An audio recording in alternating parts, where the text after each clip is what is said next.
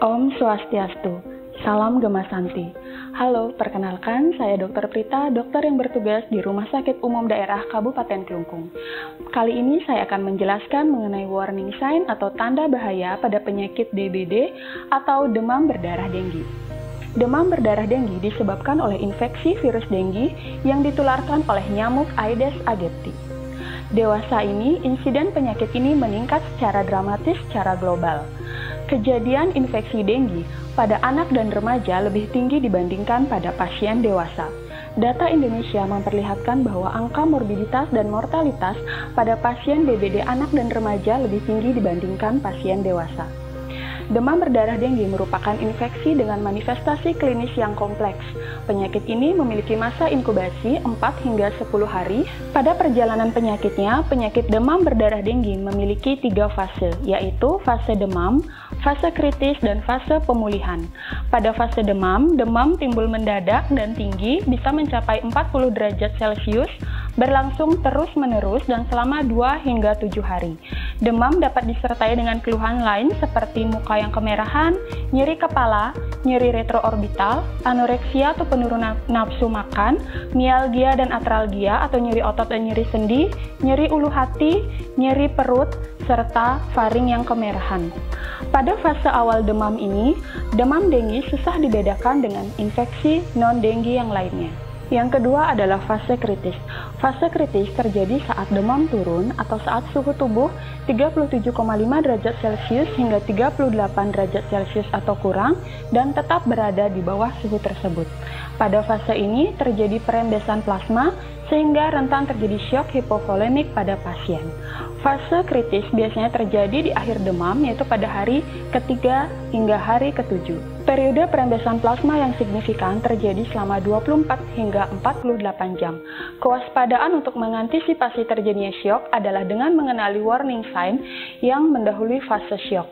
Adanya warning sign merupakan tanda perburukan dari infeksi denggi.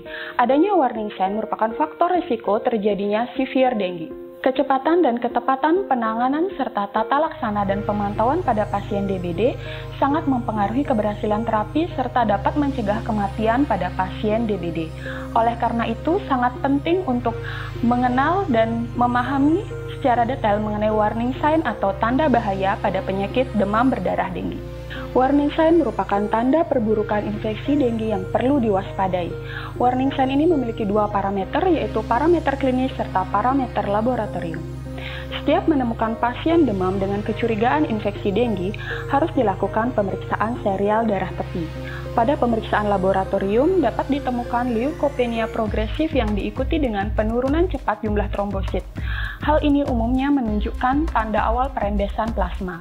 Adapun parameter klinis dari warning sign pada demam berdarah denggi yaitu muntah yang terus-menerus atau muntah yang terjadi lebih atau sama dengan 3 kali dalam periode 12 jam dan pasien tidak dapat mentoleransi intake oral atau tidak dapat makan dan minum, kemudian nyeri atau nyeri tekan abdomen, nyeri dirasakan pada perut dengan intensitas yang bertambah hingga mengganggu aktivitas, kemudian gelisah hingga kesadaran menurun, perdarahan spontan pada mukosa yang ditandai dengan mimisan atau epistaksis, perdarahan pada gusi, perdarahan pada kulit atau peteki, purpura, dan perdarahan konjungtiva atau subkonjungtiva.